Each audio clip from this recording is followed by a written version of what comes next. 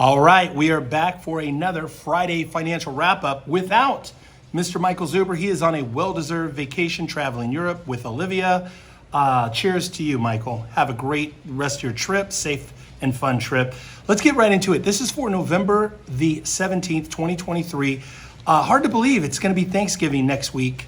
So let's get right into the show. This week, CPI, PPI, what happened this week?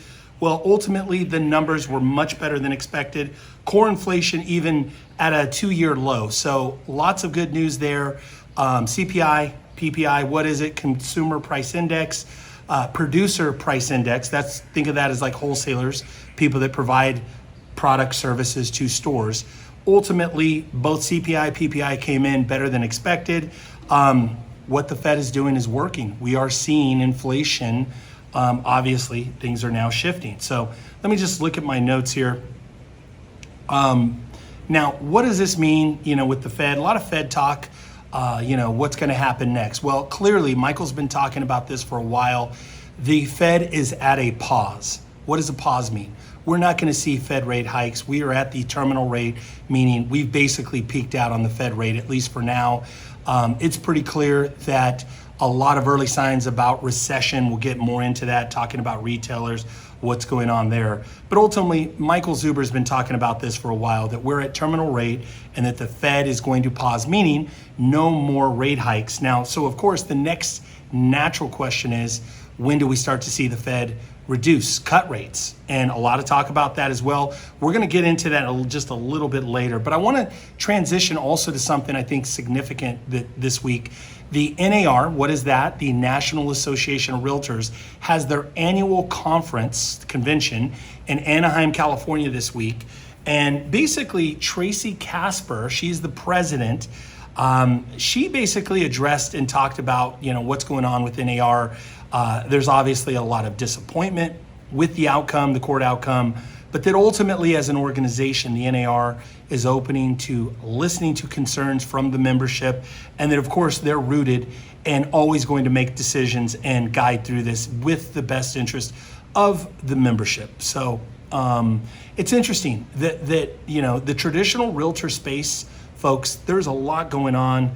A lot of talk about the lawsuit and such. I've done a lot of little pieces on it about Instagram, maybe even too much, but I feel it's important to address it when I see a headline.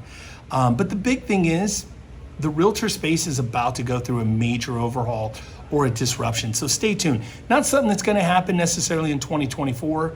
There's a lot of talk, a lot of whisper, a lot of headlines, but ultimately the industry's been kind of stuck in a tradition for the last 50, 60, 70, 100 years, some people say. We're going to see the industry get disrupted. We're going to see some major players coming. So stay tuned. We'll talk more about that as we get further into the end of the year, the new year. Let's continue. Let's talk about earnings this week. Now, tech companies warning and giving guidance that there is a slowdown. And specifically, Michael Zuber talked about, he comes from tech, Silicon Valley. He worked in cybersecurity. He's worked for, HP, running sales divisions. The guy has a lot of experience, understands the way that Silicon Valley, the way that tech companies work. Ultimately, this week, Michael talked about Cisco, as well as Palo Alto Networks. Palo Alto Networks is the kind of the gold standard, if you will, of cybersecurity. And then basically talking about there's a slowdown in tech, and that Michael's comments this week were that if we see cybersecurity is a pretty significant thing. So when we see companies start to cut back on cybersecurity, folks, that means that we're in probably what are the beginning stages of a recession and an economic slowdown. So speaking of retailers, Target, Walmart, as well as other big box retailers also giving warning signs of a slowdown to come. They're talking about this season, this holiday season, Black Friday, what's going on, that they're expecting basically a slowdown. And then what was also interesting, the Walmart CEO, he gave a warning of deflation versus disinflation. So what is deflation versus disinflation? Well, basically, it's when the value or the cost of the goods and services devalue, meaning they devalue, it's going to be less, worth less, versus just the inflation numbers, disinflation, where basically the inflation numbers are declining or basically slowing down. So the Walmart CEO talked about a warning sign of deflation, and that basically, again, to Michael's comments during the daily financial news, companies like TJ Maxx, their stock TJX, and again, we're not a stock channel, we're a real estate channel, but we pay attention to all economics, that discount stores, in fact, they gave their third raise in guidance, meaning they expect an increase in revenue, potential profits, and that basically discount stores like TJ Maxx and potentially Walmart probably do better. And then ultimately, what does this all mean about retailers? Well, consumers are trading down. Consumers are slowing down. And that, again, what happens, when you're concerned about a recession, when maybe your dollars are slowing down or decreasing, family households, what do? They shop for deals. They shop at places like TJ Maxx versus a Target or maybe, other, normal retail stores. So again, the consumer slowing down, that seems to be a trend this week. A lot talked about. We are probably in the beginning or in anticipation of the beginning of a recession. So now moving forward, many financial institutions talking about the Fed potentially has a lot of rate cuts coming. Now that we've hit the terminal rate, now that inflation is basically curbed or stabilized or declining, Morgan Stanley, they put out a prediction this week. They believe there's going to be 12 rate cuts coming, okay, whether that's 2024, 2025, 26. They believe there's 12 rate cuts. USB, 14 rate cuts. They anticipate 14 federal fund rate cuts coming. And then Goldman Sachs, obviously the gold standard of Wall Street, they talked about 7 cuts, probably a little bit more conservative in their anticipation of rate cuts. But ultimately, we anticipate there's going to be rate cuts. One thing Michael said this week on the daily financial news, he said it for a long time, higher for longer.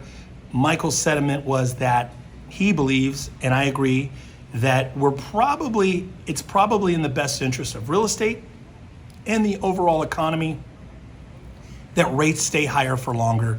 So what does that mean? That potentially, again, nobody really knows when are we going to see these rate cuts. Will they be in the first quarter? But if we have a recession, basically meaning negative GDP, negative growth economically for the entire US, Q1, Q2, that we could see the Fed start to cut rates. And then who knows what's to happen, right? We've got a war in the Middle East. We've still got a war in Ukraine, Russia. So there's a lot going on, right? There's a lot going on in the world. But ultimately, a lot of anticipation. Stock market rallied this week. Why? Because they're anticipating rate cuts. We'll see what time will tell. So let's continue. Let's talk about some other things that are going on. Michael talked about basically a soft landing.